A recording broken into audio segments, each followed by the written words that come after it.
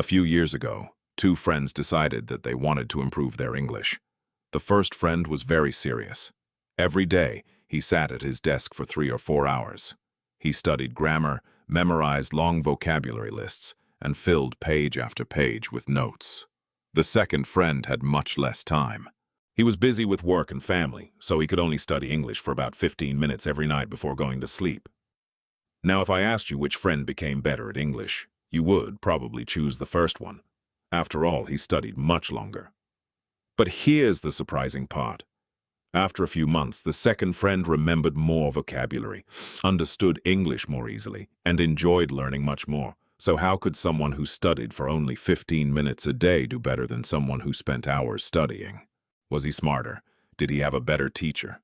No, he simply discovered something amazing about the human brain. He learned how to use sleep as a learning tool, and today, I'm going to show you why studying English before bed can sometimes be more powerful than sitting in a classroom for hours.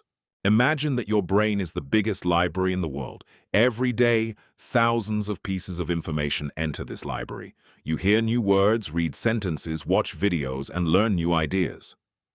But there is one problem.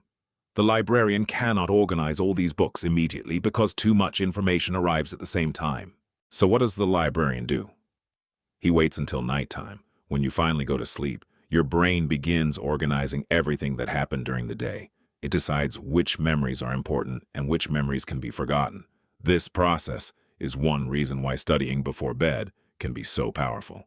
The information is still fresh in your mind when your brain begins its nighttime work. Now let's talk about long classes and long study sessions. Many students believe that studying for 5 hours must be better than studying for 15 minutes. But your brain doesn't work like that. Imagine trying to pour 10 liters of water into a small glass. At first, the glass fills up nicely, but after a while, the water begins spilling everywhere. Your brain works in a similar way. After hours of studying, your attention becomes weaker, you become tired, your mind starts wandering, and you begin forgetting things almost immediately. Have you ever read the same page 3 times and still had no idea what you just read? Almost everyone has experienced that. The problem is not that you are lazy or unintelligent. The problem is that your brain has reached its limit and needs rest. So, what should you do before going to sleep?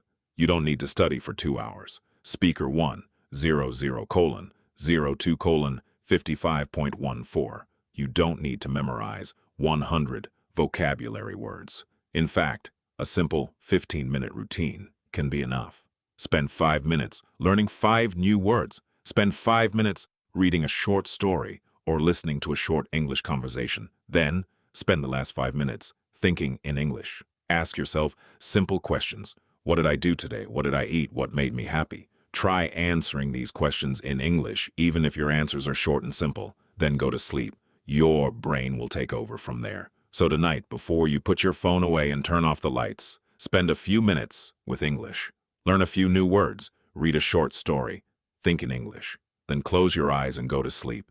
Because while your body's resting, your brain may still be helping you become a better English speaker.